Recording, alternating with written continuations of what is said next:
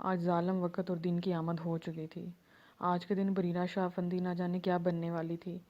شاہ افندی سے ہٹ کر موش فنگر کی ڈریسنگ چینج کر دو پلیز۔ اہل کی آواز میں درد تھا، محبت تھی، اپنائیت تھی۔ وہ خود کر لیتا لیکن موش کو مخاطب کرنے کے لیے کسی نہ کسی بہانے کی ضرورت تو تھی ہی۔ میں فری نہیں ہوں۔ آئینے کے سامنے کھڑے ہو بالوں کو سلجھاتے ہوئے موش بے فکری سے بولی تھی۔ پلیز کر دو یار۔ اہل بیڈ سے اٹھ کر عین اس کے پیچھے جا کھڑا ہوا تھا۔ یہ بھی ایک منانے کا بہترین طریقہ تھا۔ موش کی پلکیں فوراً ہی آئینے کے سامنے اٹھی تھیں۔ کتنی مکمل تھی نا ان کی جوڑی، کتنا مکمل تھا اہل شاہ افندی۔ ہر چیز سے نوازا گیا تھا اسے سوائے ایک نرم دل کے۔ اہل میں نہیں ہوں فری، مجھے اور بھی بہت سے کام ہیں۔ آج بریرہ کی شادی ہے، مجھے تیاری کرنی ہے، اور کسی جا کر کروا لو۔ موش ایک سیکنڈ کے اندر آئینے کے سامنے سے ہٹی تھی۔ ہفا ہفا سا چہرہ صبح صبح بے حد دلکش لگ رہا تھا۔ ٹھیک ہے پھر کسی ملازمہ سے جا کر کروا لیتا ہوں۔ جب تم نہیں کرو گی، اتنی معصومیت سے کہا گیا تھا کہ موش مجبور ہو گئی تھی اس کا چہرہ دیکھنے پر، لیکن اس سے پہلے یہ کچھ بولتی اہل کمرے سے جا چکا تھا۔ لیکن موش کو کوئی پچھتاوا محسوس نہیں ہو رہا تھا۔ اس نے جو کیا تھا صحیح کیا تھا۔ ہائے اللہ، میری بچی بہت پیاری لگ رہی ہے، اللہ نظر بد سے بچائے۔ ریڈ کلر کے لہنگے میں بریرہ آج بے حد خوبصورت لگ رہی تھی۔ میک اپ بھی بے حد سلیقے سے کیا گیا تھا۔ ہر ماں کی طرح مریم بیگم اسے سینے سے لگا کر دعاؤں سے نواز رہی تھیں۔ امی میں آپ لوگوں کو بہت مس کروں گی۔ بریرہ پھر سے رونے پر اتر آئی تھی۔ تو ہم کون سا اپنی گڑیا بھول جائیں گے؟ تو صرف اس گھر سے جا رہی ہو، ہمارے دلوں سے نہیں۔ اہل کسی کام سے کمرے میں آیا تھا، لیکن بہن کو دیکھ کر اسے سارے کام بھول گئے تھے۔ بھائی میں آپ کو بہت مس کروں گی۔ بریرہ اہل کے سینے سے لگ کر رو دی تھی۔ میں بھی آپ کو سب سے زیادہ مس کروں گا۔ اس کا ہاتھ تھام کر اہل محبت سے لبریز لہجے میں بولا تھا۔ آنکھوں کے کونے میں نمی سی تیر گئی تھی۔ اہل کو وہ اس کی اکلوتی اور لاڈلی بہن تھی۔ مہمانوں کی تعداد اچھی خاصی تھی، بزنس پارٹنرز کولیگز اور دیگر لوگ تھے۔ ڈیکوریشن حد سے زیادہ خوبصورت کی گئی تھی۔ لائٹس، میوزک، کیمرہ، ایک ایک چیز شادی کی زینت بنی ہوئی تھی۔ ویٹرز کی تعداد گننے میں نہیں آ رہی تھی۔ سب لوگ تشریف لا چکے تھے سوائے فارس اور اس کی ماں کے۔ اوف اللہ کیا کروں، یہ ضد تو مجھ سے بند ہی نہیں ہو رہی۔ اسکائی بلو کلر کے فراک میں موش بے تحاشا خوبصورت لگ رہی تھی۔ نہ جانے وہ کتنی دیر سے فراک کی زپ بند کرنے کی کوشش کر رہی تھی، لیکن اس کا ہاتھ نہیں پہنچ رہا تھا۔ اچانک واش روم کا دروازہ کھلا تھا۔ اہل ٹاول ہاتھ میں لے کر بالوں کو ہلکا ہلکا رگڑتے ہوئے اندر سے برآمد ہوا تھا۔ موش حیرت زدہ اسے دیکھ رہی تھی۔ اس کا خیال تھا کہ اہل جا چکا ہوا ہے، لیکن خیال بے حد غلط تھا۔ مجھے کیا جائے یا نہ جائے؟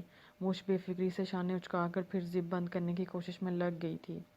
وارڈروب کھول کر اہل نے نیو وائٹ کلر کی شرٹ باہر نکالی تھی، لیکن پورا دھیان موش کی جانب تھا، جو بیچاری اس وقت حد سے زیادہ پریشان لگ رہی تھی۔ شرٹ کی آستین کونی تک فولڈ کرتے ہوئے اہل آئینے کے سامنے اس کے پیچھے آ کھڑا ہوا تھا۔ ہاتھ ہٹاؤ، میں بند کر دیتا ہوں۔ شاید اہل کو دیکھ نہیں گئی تھی اس کی پریشانی، اس لیے بنا کسی لگی لپٹی رکھے آفر کر دی تھی۔ نو تھینکس، میں خود کر لوں گی۔ موش ایک نظر اسے دیکھ کر فوراً اس کی گئی آفر کو ٹھکرا گئی تھی۔ میں کہہ رہا ہوں ہاتھ ہٹاؤ۔ اہل کے مزاج میں تھوڑا سختی آ گئی تھی۔ صرف دکھاوٹی تھی، اگر نہ ہوتی تو موش کبھی نہیں مانتی۔ ایک سیکنڈ لگا تھا موش کو ہاتھ ہٹانے میں، اس کی بھی مجبوری تھی۔ جب بیوی اتنی خوبصورت ہو تو دل کرتا ہے راتیں بھی ہمیشہ خوبصورت ہوں۔ اہل کو بہکنے میں ایک لمحہ لگا تھا۔ آئینے کے سامنے کھڑے وہ دونوں ایک دوسرے کے چہرے کو بڑی غور سے دیکھ رہے تھے۔ زپ بند کرنے سے پہلے اس نے اپنے ہونٹوں کو موش کی گردن پر رکھ دیا تھا، اور موش آہستہ سے اپنی دونوں آنکھیں بند کر لی تھیں، کیونکہ اسے پوری امید تھی اہل سے اس طرح کی حرکت کی، جو کہ کچھ غلط بھی نہیں تھی۔ دو انگلیوں کی بیچ زپ کو پھنسا کر آہستہ سے اس نے اوپر کر دیا گیا تھا۔ ایک سکون کی سانس موش نے لی تھی اور دوڑتے ہوئے کمرے سے باہر نکل گئی تھی۔ پیچھے اہل کے لبوں پر خوبصورت سی مسکراہٹ منڈلا گئی تھی۔ بریرہ کو اسٹیج پر لا کر بٹھا دیا گیا تھا۔ آج وہ اتنی مجبور ہو گئی تھی، سوائے آنسوؤں کو بہانے کے علاوہ کچھ نہیں کر سکتی تھی۔ آج اس کے اوپر اس کے دل پر قیامت گزر رہی تھی۔ آنکھیں کلین پر جم سی گئی تھیں۔ مردوں سے زیادہ عورتوں کا ہجوم تھا، رنگین آنچلوں کی بھرمار تھی۔ فریحہ بیگم اور فارس بھی تشریف لا چکے تھے۔ فارس ہاشمی خود کو بہت سمجھا بجھا کر آیا تھا، لیکن ساری ہمت گویا سلب ہو گئی تھی۔ رگیں تن سی گئی تھیں، دل میں شدید خواہش جاگی تھی سب کچھ تہس نہس کرنے کی۔ فریحہ بیگم کا استقبال بے حد اچھا ہوا تھا۔ وہ تو یوں مسکرا رہی تھیں جیسے بیٹے کا دکھ ایک لمحے میں بھول بھال سی گئی تھی۔ نکاح خواں تشریف لا چکے تھے۔ گہما گہمی مچ گئی تھی۔ بریرہ کا دل اندر ہی اندر چیخ رہا تھا، ناانصافی ہو رہی تھی اس کے ساتھ۔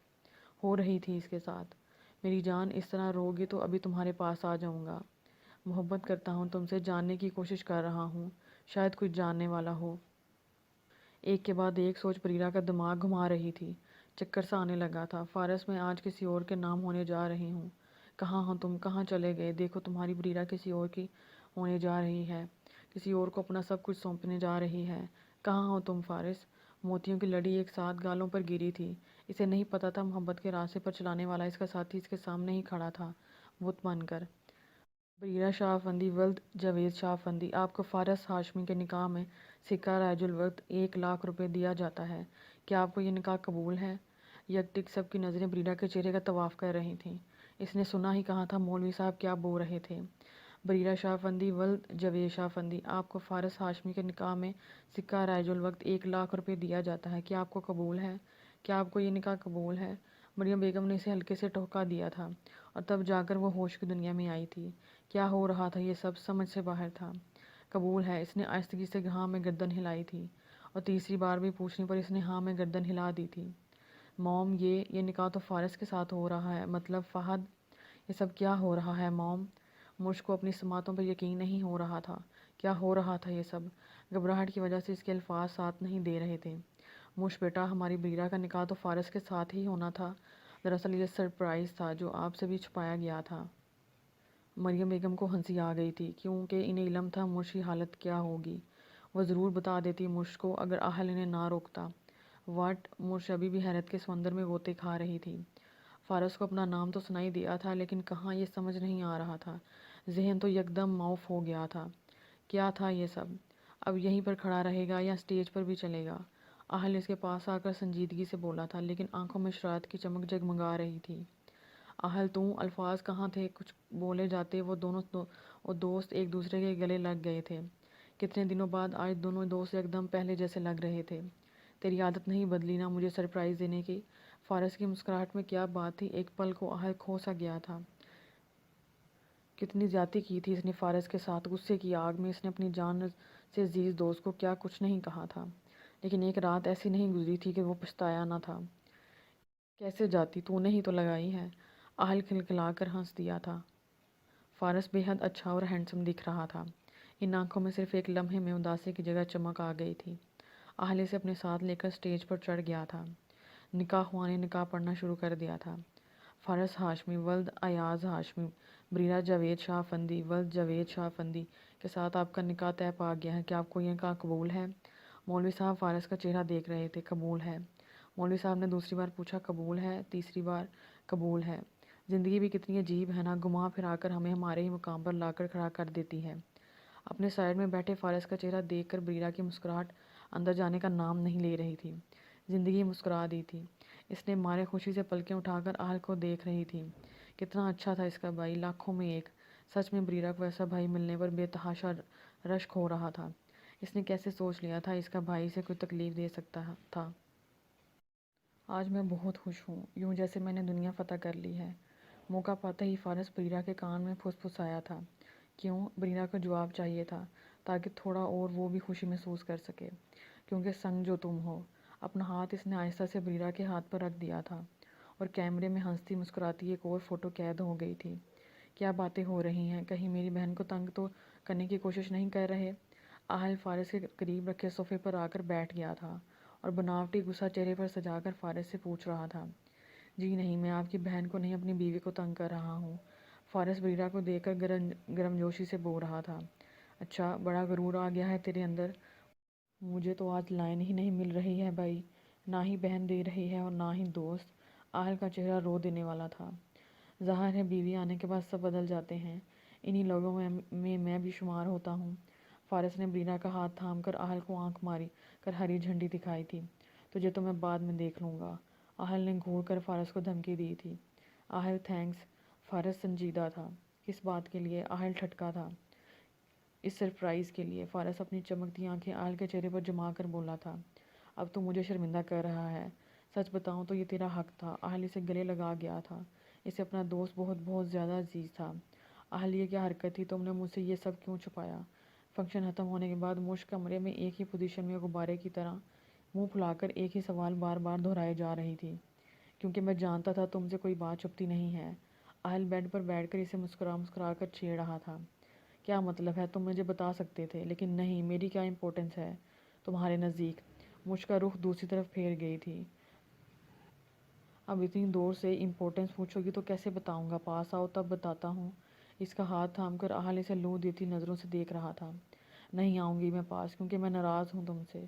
مجھ تھوڑا اور اس سے دور ہوئی تھی۔ ٹھیک ہے، میں آ جاتا ہوں پاس، میں تو ناراض نہیں ہوں۔ اہل اس کی کمر میں اپنا بازو حال کر کے اسے سینے سے لگا لیا تھا۔ اہل، اچھا بتاؤ تم نے یہ سب کیسے کیا؟ مجھ کو ابھی بات کی تحقیق کرنی تھی۔ جس دن ڈیڈ نے مجھے اپنے کمرے میں بلایا تھا تو میں نے ساری بات ڈیڈ کو بتا دی تھی، اور مجھے اچھی طرح سے پتا تھا بریرہ کے لیے فارس سے اچھا اور کوئی لڑکا نہیں ہو سکتا۔ ڈیڈ کو بھی فارس بہت پسند تھا، سو بس ہو گئی بات۔ اب ساری باتیں تمہیں بتا دیں، پلیز موڈ صحیح کر لو۔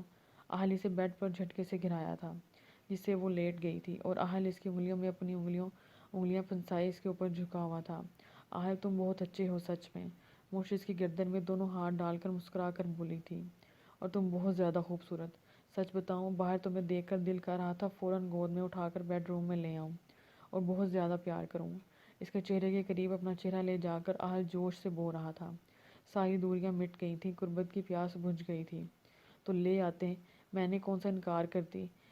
اس کا کالر اپنے ہاتھوں سے صحیح کر کر مش آہستہ سے بولی تھی۔ انکار تو تم اب بھی نہیں کر سکتی، لے آتا سویٹ ہارٹ، لیکن بہت زیادہ بے شرم شوہر نہیں کہلانے لگتا۔ مجھے تو بہت بہت بہت زیادہ پسند ہے اپنا یہ بے شرم شوہر۔ مش آج ساری شرم و حیا ایک طرف رکھ کر ڈٹائی سے بول رہی تھی، اور مجھے اپنی یہ خوبصورت بیوی بہت زیادہ پسند ہے۔